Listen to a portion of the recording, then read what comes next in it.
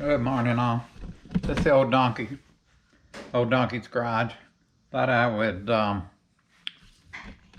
do a little quick video before I put the timing cover on this. This is a 2010 Audi Q7 3.0 turbo diesel, and it's a CATA engine, which seems to be hard to find information on CATA.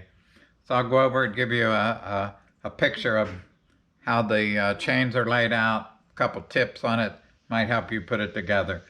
I replaced a couple camshafts. Well, this one had blown the left timing chain to the left cam. So, and I ground up the tensioner. It was a mess. Lots of cleaning out.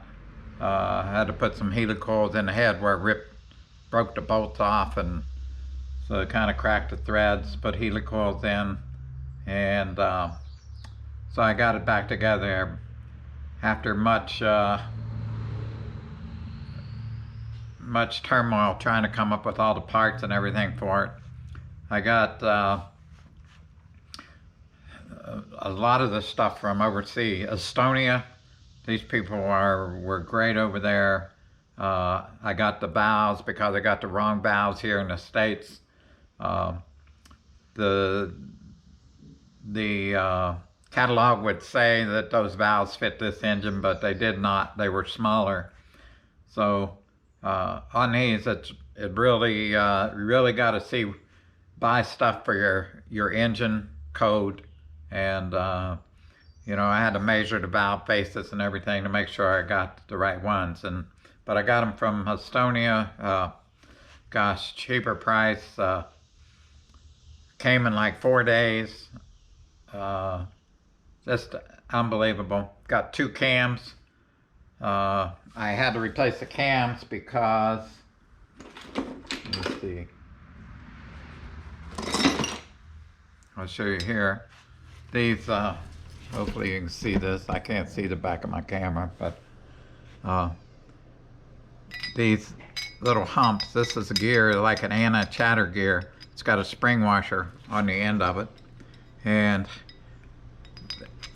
it holds pressure. The gear sets, and you move the gear backwards and puts pressure against that spring washer, but the ramps wear off.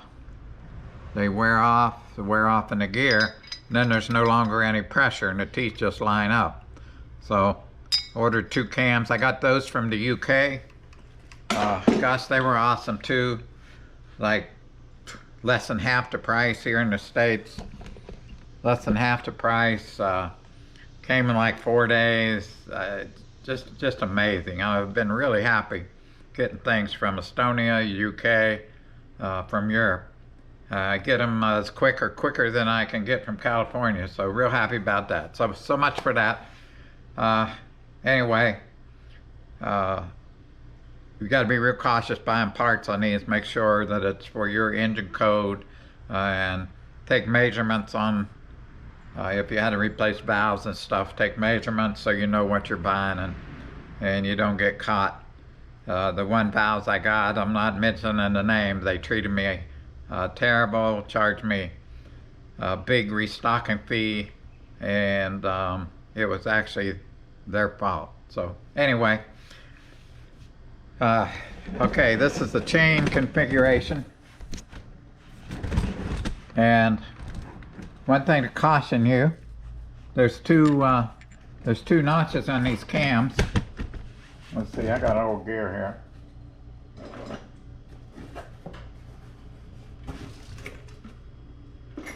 I think I do, laying somewhere. Anyway. Oh yeah, here it is. Okay. Now watch behind the camera. It's 2 notches on its cam. If you're uncareful, you know, this tool has 2 flat sides. Well, when you look at it to start with, you know, up here it's real baggy, and this one, and this here, it fits pretty nice. So you might be confused and think that the tool goes into this one, but it doesn't. This is made with the flat sides, so if it doesn't quite line up, you put it in and you turn it, okay? And when you turn it, then it'll line up perfect. So don't get it in the wrong slot and end up in a lot of trouble. So it's the wider slot on the cam, and it goes in here, you know, right in there. And then you turn it parallel to the cam, so the round part takes up the hole. Okay, another thing, you see the copper link on the chain. It's not anything for timing. That is a chain identifier, and this chain with copper link goes all the way to the back and drives these big gears from the crankshaft. And then the other chain without the copper link goes down to the oil pump. So the only thing you have to do here is when you bring the engine up on top, dead cylinder number 1, which number 1's in the back on the right side, and goes 1, 2, 3, 4, 5, 6. So you pull it up on number 1, piston top dead center, put the thing in the crank. It's around on the side. Make sure you get it in the hole. When you get it in the right hole, that crank won't move at all. So put it in, plus the tool will go in, you know, like almost up to the knurl part when you get it in the right location. Okay, so pin goes in here that aligns the bouncing shaft. So with the crank on top dead center number 1, you put the pin in here for the bouncing shaft. That's the only timing you have to worry about here. Don't have to time the back chain, because with the crank on number 1, all you'll have to do is you have to time the cam chains to number 1. So, all right, you put them in. So, anyway, some of the ones I saw, they looked like they had a tensioner like this on the other side. 2 chain arrangements. I even went to the Audi Q7. They didn't have anything on the engine mechanical on the CATA, just other engines. And so anyway, that was an ordeal. Okay, so there you go. This is what it looks like. You can see the whole picture there, in case anyone's doubting where things go. And one more tip that I'll give you is on the camshafts, when you put them in, of course, you know, when you put them in, there'll be on some of the lobes there'll be pressure on some of the valves, and so the cams won't set in. But what I do is I take those lifters out that will hold the cams up, put the cams in so they set level. Then I mark the teeth, because this cam has to be parallel. I don't know if you can see that with the little slot. There's a slot there, and it's got to be parallel with the case. So I put it in till the cams line up and everything, and then from the front I mark the teeth. So then when I'm putting it in under pressure with the lifters there, I don't end up getting it a tooth off. So I put my teeth marks together, and then I start to depress the cam down. So that's the name of that too.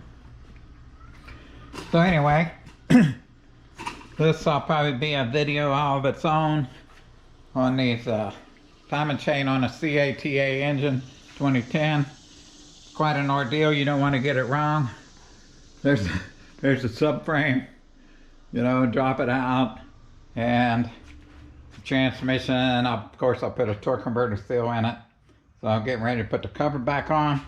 I hope that helps somebody, and we'll go from there. Any questions, you can comment below.